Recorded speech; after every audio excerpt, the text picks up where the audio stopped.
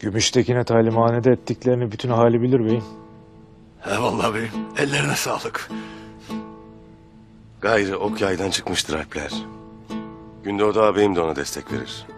Bundan gayrı bizim Dodurgalarla da bu topraklarla da işimiz bitmiştir. Tekrar Bizans hududuna gideceğiz. Lakin bu sefer yalnız olmayacağız. Bizi seven, bize inanan, bize güvenen kim varsa onlarla beraber gideceğiz. Üzerinize geleceklerdir. Bundan gayrı size dik durmak düşer. Ahaliyle aranızı hoş tutasınız.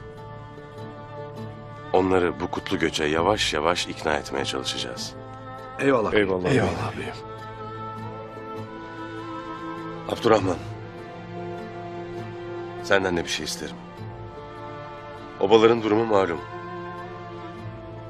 Ortalık karışık.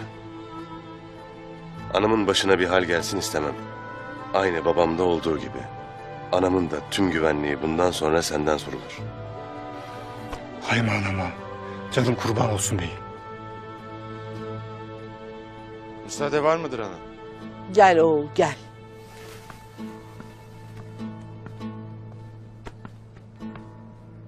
Korkut Bey bizi otağına davet eder ana. Gümüştekin de yanındadır.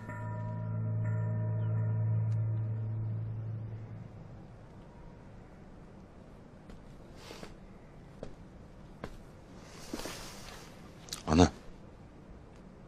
Onlar bizim düşmanımız mıdır? Bak. Gümüştekin Bey onurunu ayaklar altına almış. Korkut Bey de bizi davet etmiş. Gitmemek olmaz. Muhakkak konuşarak bu iş bir hal çaresine varacaktır. Bu işin tek bir hal çaresi vardır oğul. Mührü çalanın ortaya çıkması. Yoksa ne ben ne bir başkası Ertuğrul'u durduramaz.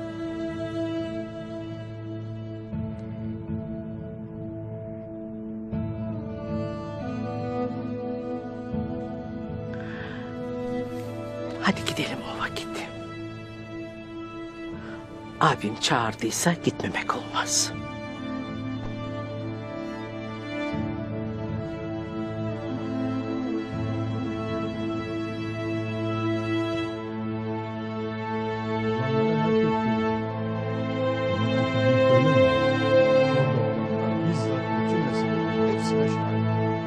Herkesin ortasında yapılacak işler midir bunlar? Sorarım size. Dili de kılıcı kadar keskin. Yiğitliğine kimsenin diyecek sözü yok. Lakin Ertuğrul'un bu densizliğinin, bu hadsizliğinin altında tek bir sebep yatmaktadır. Söndüremediği o uğursuz ihtirası. Elbette büyük başarılar elde etti. Türkmen boylarında da sarayda da itibarı arttıkça arttı. Lakin dizginleyemediği ihtirası da kabardıkça kabardı. Gayrı önünde kendisinden başka hiç kimse istemez. Ne ağasını ne anası. İşte Tuğtekin Bey'e ettikleri ortada. Velhasıl mesele budur. Biri çıkıp Ertuğrul'a haddini bildirmediği müddetçe başımıza belalar sarmaya devam edecektir. Beyim, Hayman Ağa oğulları geldiler. Gelsinler.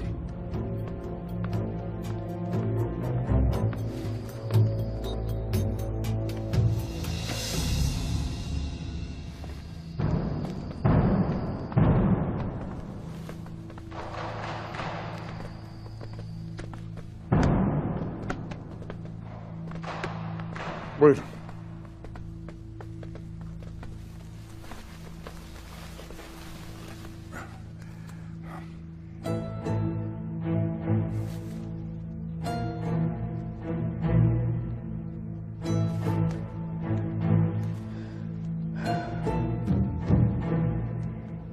Gelmeniz beni bahtiyar etti Hayma Hatun.